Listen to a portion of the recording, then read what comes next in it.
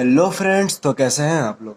इस वीडियो में हम बात करने वाले हैं चैप्टर 1 डेवलपमेंट, जो कि है क्लास 10th इकोनॉमिक्स का पहला चैप्टर। और इस चैप्टर में हम बहुत ही न्यू टर्म्स, न्यू बातें को सीखने को मिलेगी और बहुत ही इंटरेस्टिंग वीडियो होने वाला है ये। तो चलिए स्टार्ट करते हैं। पहले तो हम डेवलपमेंट की डिफिनेशन जान लेते हैं। The process of creating something more advance, किसी चीज को करने की प्रोसेस जो होता है ना, किसी चीज को करने का प्रोसेस, उसको मोर एडवांस लेवल पे ले जाना, उसी चीज को हम लोग बोलते हैं डेवलपमेंट। डेवलपमेंट समझे, जैसे कि पहले खेती होता था। खेती होता था पहले हल से, खेती होता था हल से।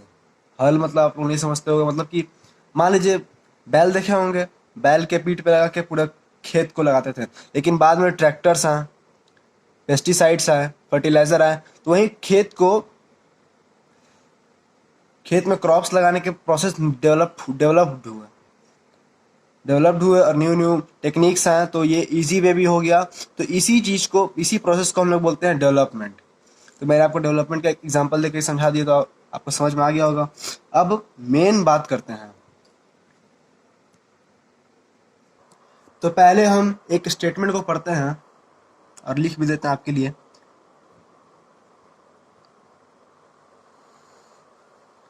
Different person can have different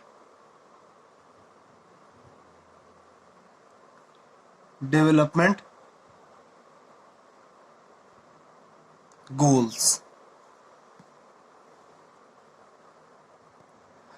अलग अलग पर्सन के अलग अलग डेवलपमेंट गोल होते हैं। जैसे कि एक कोई लेबर है, उसके लिए डेवलपमेंट क्या होगा? ज़्यादा दिन का काम और अच्छे वेजेस मिलना ही उसके लिए डेवलपमेंट होगा। बहुत लोगों का काम तो मिलता है लेकिन वेजेस अच्छा नहीं मिलते हैं, तो ये उनके लिए डेवलपमेंट नहीं है। तो more days of work and wages, ये उसके लिए क्या होगा? डेवलपमेंट होगा। लेकिन अगर कोई एग्जांपल ले लेते हैं, कोई एक लड़की है, अमीर घर की लड़की है, ठीक। तो उसके लिए डेवलपमेंट क्या होगा? सोचिए, उसके लिए डेवलपमेंट क्या होगा? जो ये लेबर का डेवलपमेंट होगा, वो तो इसके लिए डेवलपमेंट नहीं होगा। इसके लिए डेवलपमेंट कुछ और होगा। तो इसके लिए डेवलपमेंट होगा कि ये ज़्यादा से ज़्यादा फ्रीडम पाए अपने भाई जैसे, क्योंकि हर अमीर घर की लड़की को फ्रीडम नहीं मिल पाता है, किसी भी लड़की को नहीं मिल पाता है, और ये बहुत गलत बात है। तो इसको ज़्यादा से ज़्यादा फ्रीडम मिले कि ये अपने चॉइस से कहीं भी पढ़ाई कर सके, और she is able to decide what she want to do, और ये अपने डिसीजन खुद ले सके कि ये क्या करना चाहती है। तो यही इसके लिए होगा डेवलपमेंट।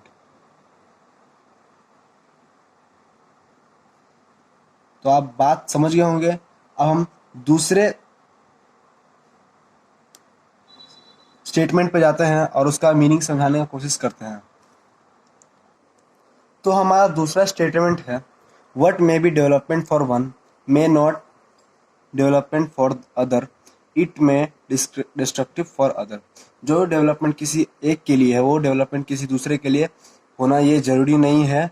इट में डिस्ट्रक्टिव फॉर अदर, और वो किसी दूसरे के लिए डिस्ट्रक्टिव भी हो सकता है। अगर आपको इस स्टेटमेंट का मतलब नहीं पता चला तो मैं आपको एग्जांपल देकर समझाता हूँ। मान लीजिए कोई डैम है। डैम का कंस्ट्रक्शन होने, डैम है नहीं, डैम है नहीं। इस डैम को बनवाने के लिए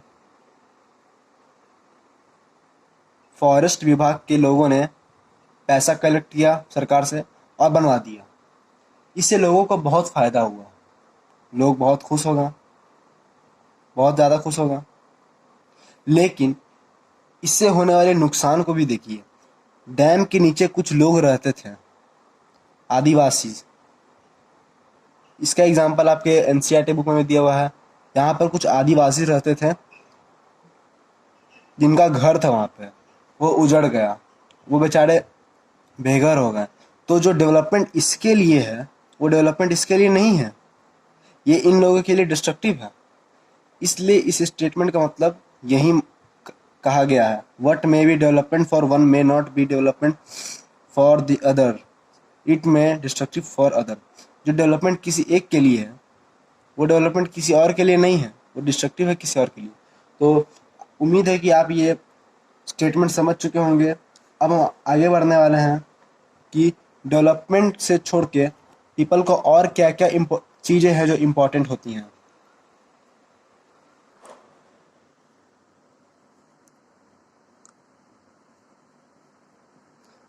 पीपल्स जनरली डेवलपमेंट के लिए ही नहीं मरते हैं,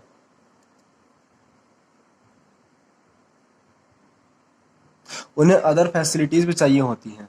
और वो अदर फैसिलिटीज़ क्या है? सिक्योरिटी,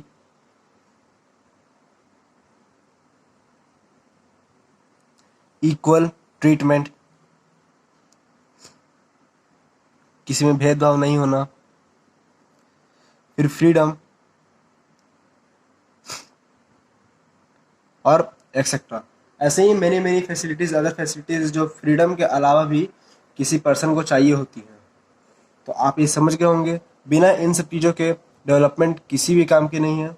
ये सब होना भी बहुत ज़रूरी है। किसी इंसान बहुत डेवलप्ड है, जैसे विजय माल्या, वो डेवलप बहुत है, बहुत अमीर है, लेकिन फ्री नहीं है वो। 12 देशों की पुलिस उसके पीछे है, उसकी कोई इज्जत नहीं है, तो ऐसा डेवलपमेंट किस काम का? इसलिए डेवलपमेंट के साथ ये सब होना भी ज़रूरी है। तो ये आप समझ गए होंगे। हमारा नेक्स्ट टॉपिक है how to compare different countries और states. How to compare different countries और स्टेट्स। तो कंट्रीज को कंपेयर करने के लिए उनके इनकम एक इम्पॉर्टेंट सिंबल होते हैं। जिस भी कंट्री का इनकम ज़्यादा होता है वो ज़्यादा डेवलप्ड है, जिस भी कंट्री का इनकम कम है वो कम डेवलप्ड है। तो इसका डिफरेंस बारे में मैं यहाँ लिख देता हूँ एक पॉइंट जो आप अपने नोट्स में लिख लें। For comparing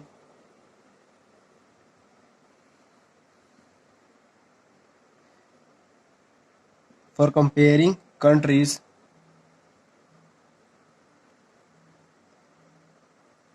their income is considered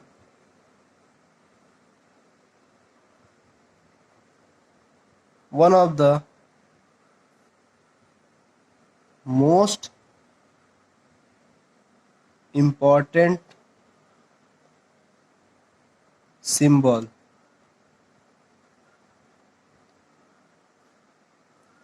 most important symbol होता है उनका इनकम। इनकम इनकम ही के द्वारा हम लोग किसी भी कंट्री को दूसरे कंट्री से कंपेयर कर सकते हैं। तो अब मैं कुछ आपको इम्पोर्टेंट पॉइंट्स बताने वाला हूँ जो आप अपने नोट्स में लिख लें और याद कर लें। पहली बात तो एवरेज इनकम। एवरेज इनकम क्या होता है? तो इसको डिफिनेशन आप लिख सकते हैं, total income of the country by divided by it's total population. ये इसका डिफिनेशन है और इसका फॉर्मूला ऐसे हो सकता है, total income of country divided by it's total population. तो यही है average income. Average income is also called per capita income। Average income को हम दूसरे नाम से भी जानते हैं जो कि है पर कैपिटा इनकम। तो आप ये समझ गए होंगे। अब हम आपको अगले पॉइंट में ये बताने वाले हैं कि किसी भी कंट्री की कितनी पर कैपिटा होनी चाहिए ताकि वो अमीर कंट्री कहला सके, गरीब कंट्री कहला सके।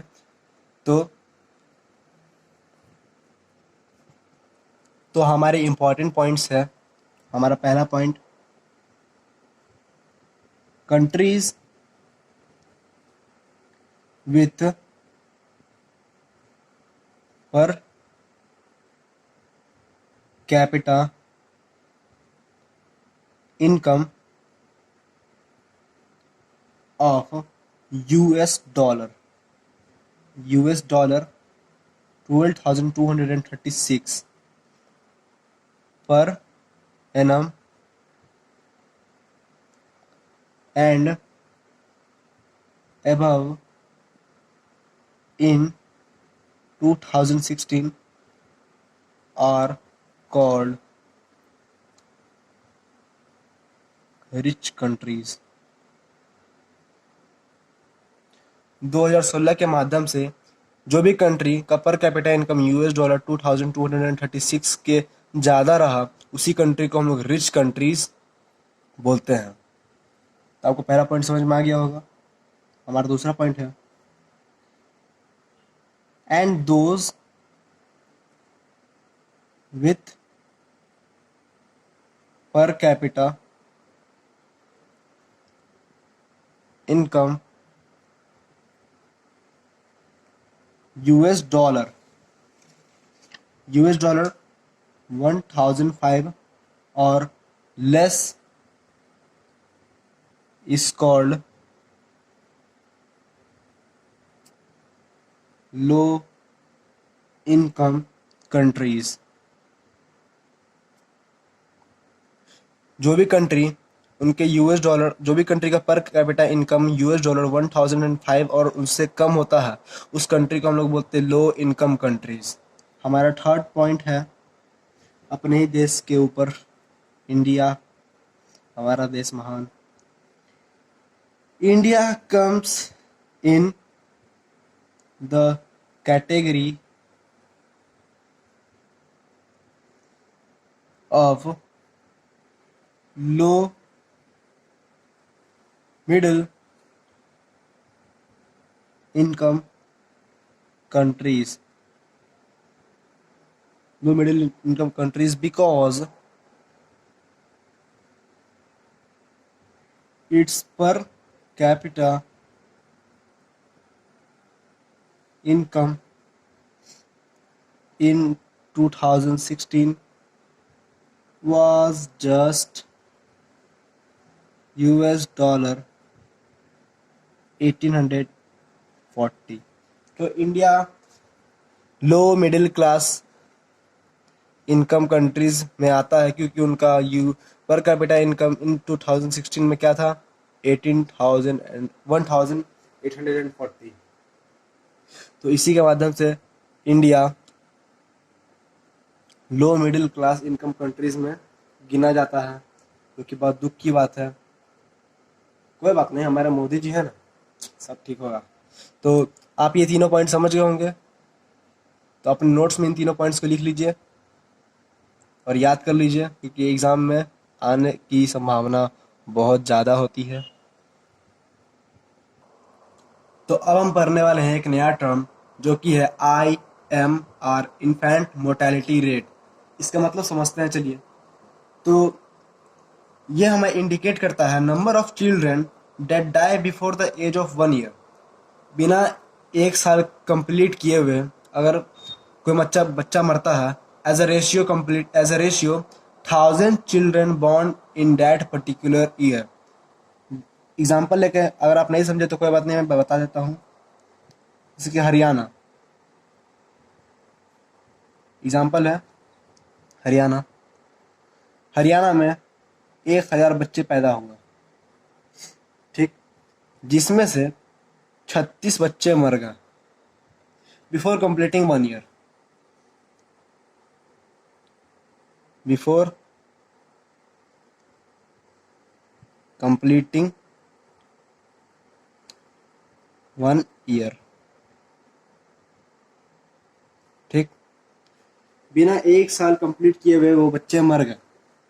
1000 बच्चे में से 36 बच्चे मर गए।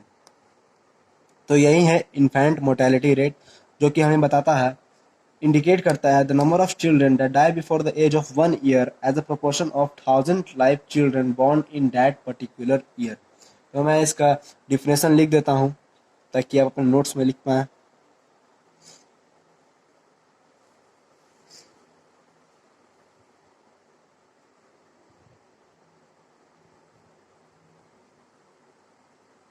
IMR indicates the number of children born in that particular year indicate the number of children born नहीं die sorry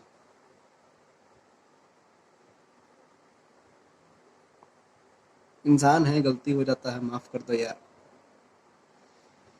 children that die before the age of 1 year, यानी 1 साल कंप्लीट की मर जाते हैं, बहुत ही दुख की बात है, भगवान न करे किसी के साथ हो। As a proportion of 1,000 children born in that particular year। तो आप इसका मतलब समझ ही गए हैं, जो मैंने आपको इससे पहले एग्जाम्पल लेकर बताया हरियाणा का, और इसका ये डिफरेंसन है। चलिए अब हम दूसरे टर्म की ओर जाते हैं। तो हमारा दूसरा नया टर्म है NAR, नेट अटेंडेंस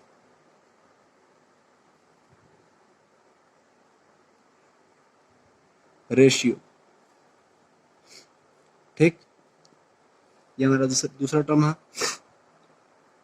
तो इसके मतलब है, इसका ये मतलब है कि total number of children of age group 14-15 साल के बच्चे, 14-15 साल के बच्चे जो स्कूल नहीं जा रहे हैं, जो स्कूल नहीं जा रहे हैं।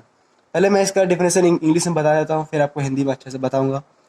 पहले आप लिख लें इसका definition. Total number of children of age group 14 and 15 years attending school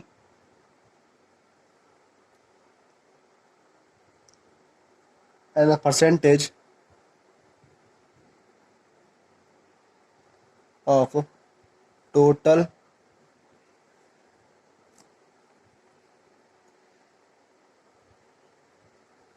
number of children in the same age group। तो इसका मतलब है कि total number of children of age group 14 to 15 years attending school as a percentage of total number of children in same age group। 14 से 15 साल की उम्र के बच्चे जो कि स्कूल जा रहे हैं, तुम्हारी ही उम्र के बच्चे होंगे, तो कितने बच्चे स्कूल जा रहे हैं और कितने नहीं जा रहे हैं ये देखना है, ताकि अगर जितने ज़्यादा बच्चे स्कूल जाएंगे उतना ज़्यादा लिटरेसी रेट बढ़ेगा, लिटरेसी रेट बढ़ेगा, और जितने नहीं जाएंगे वो बेचारे इलिटरेट रह जाएंगे। सभी के पेरेंट्स अफोर्ड नहीं कर पाते हैं स्कूल भेजना, इसलिए सरकार उनके लिए कुछ करेगी। इसलिए ये देखा जाता है total number of children of age group 14 and 15 years attending school as a percentage of that total number of children in the same age group. Same age group के बच्चे का रेशियो निकाला जाता है ताकि उन्हें स्कूल भेजने की प्रक्रिया शुरू की जाए।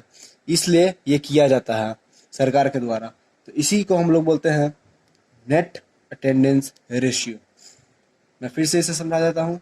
Total number of children of age group 14 and 15 years attending school as a percentage of total number of children in the same age group. जो टोटल नंबर ऑफ चिल्ड्रन, सारे बच्चे जो 14 से 15 साल के उम्र के हैं, वो स्कूल अटेंड कर रहे हैं as a percentage of total number of children. जैसे कि तुम्हारे कॉलोनी में, कॉलोनी के ले लेते हैं, तुम्हारे कॉलोनी में 10 बच्चे रहते हैं, 10 में से 6 स्कूल जाते हैं, चार नहीं जा पाते क्योंकि उनके पेरेंट्स अफोर्ड नहीं कर पाते।